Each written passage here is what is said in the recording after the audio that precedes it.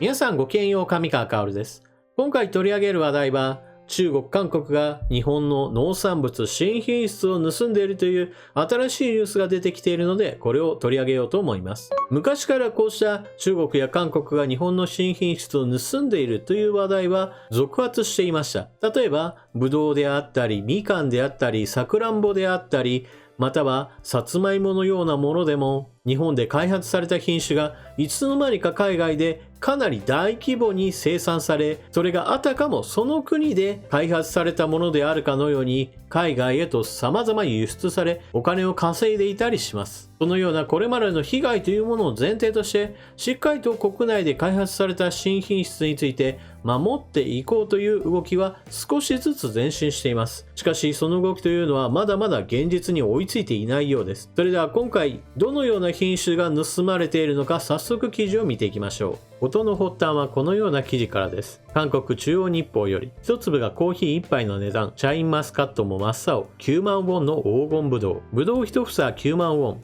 超プレミアムブドウが韓国市場に初披露される。現代百貨店は20日、本店など16の全店舗の食品館で超プレミアムブドウ大黄玉を31日まで販売することを明らかにした。現代百貨店の関係者は、大黄玉は韓国で初めて発売される品種で、韓国国内の農家で栽培されたと明らかにした。大黄玉は日本から流入した品種である。一粒がピンポン玉の大きさ、重さだけで20から 30g に達する。記事の中で平然と日本から流入したと書いているところがちょっと恐ろしいところです。平均糖度は16から18で、種がなく皮ごと食べることが可能で、皮からは甘くてほろ苦い味がにじみ出る。卵の大きさほど大きいだけに果汁も豊富だ。流通業界を中心にプレミアムブドウ戦争が起きている。最近、別の百貨店は超プレミアムブドウ、ルビーロマンを販売している。韓国国内で栽培されたルビーロマンも日本品種でピンポン玉ほどの大きさに種がない赤色の赤ブドウである。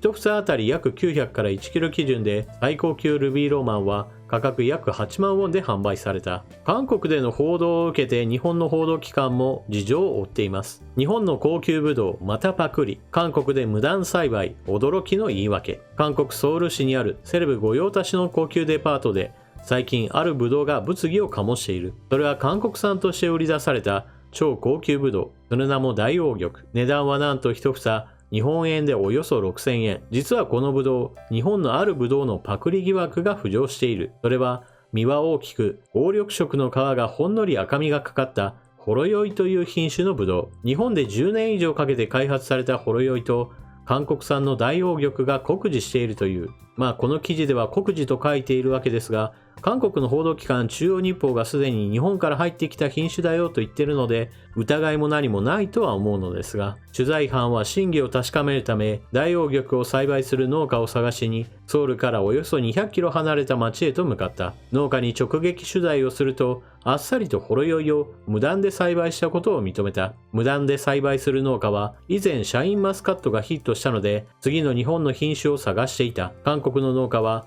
日本のように匠の精神はないと話している。この農家によると、ほろ酔いの栽培は難しく、渋みが強くなってしまい、本物の味からは程遠く、デパートからの追加発注はゼロだという。記者が入手したブドウを一口食べてみると、果汁があるが、かなり苦味が強く、あまり甘さは感じなかった。日本で厳重に管理されているほろ酔いが、なぜ韓国に持ち込まれたのか。韓国の苗木販売業者に、ほろ酔いの苗木の入手ルートを聞くと、すべて中国から輸入したとの答えが返ってきた。さらに、韓国の苗木販売業者は、韓国に悪口を言わないでください。日本は日帝時代に韓国の品種をたくさん盗んだ。それも泥棒だと話した。この話は完全な嘘800というもので、とりあえず自分たちが非難されないように逆ギレして話をそらそうとしているだけです。長野県でほろ酔いな栽培をする飯塚果樹園は、韓国での行為は丹精込めて育てたブドウへの気持ちを踏みにじる行為だと話す。飯塚果樹園の飯塚さんは散々苦労を積み重ねてきて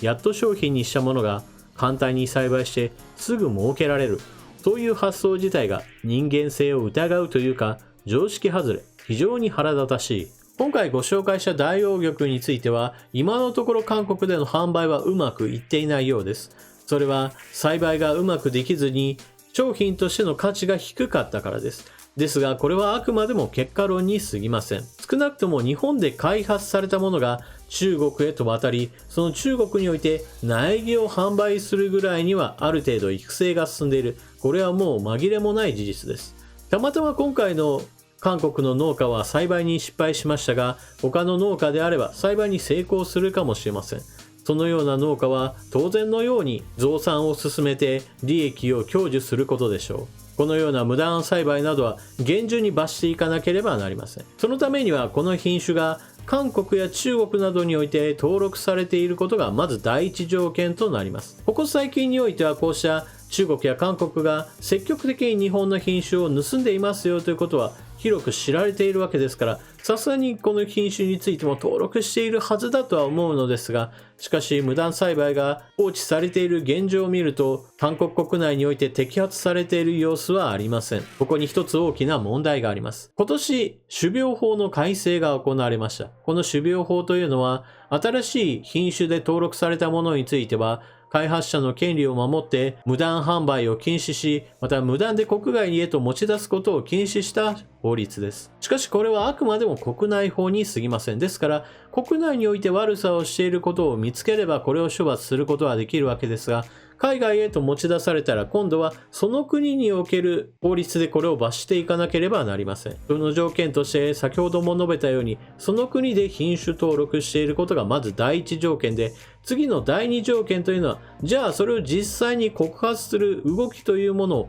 誰がやるのかということです。日本で新しく品種を作ろうとした場合においては、民間の会社も作っていますが、同時にそれぞれの地域ごとにある農業試験場などが取り組んでいることなどもあります。ですから海外で無断栽培が行われているといったことに目を光らせてしっかりと告発していくのはどうしても何かしらの仕組みがなければなりません。そのような仕組みがなければ報道機関がなんか無断栽培している農家があるぞという取材をかけたとしても、この農家というものを誰かが罰するということにつながらないのです。日本国内においては種苗法の改正によって現状を少しでも良くしようという動きはあるわけですが、一方においてこうした海外での無断栽培について積極的に監視、そして告発していくような組織づくりといったものは見えないのが現実です。中国や韓国は積極的にこうしたペナルティよりも利益が上がるんだったら積極的に法律を犯してでも日本の品質を奪っていく、この現実をしっかりと受け止めてこれに対抗する手段を政治が取り組んでいかなければならないと思います。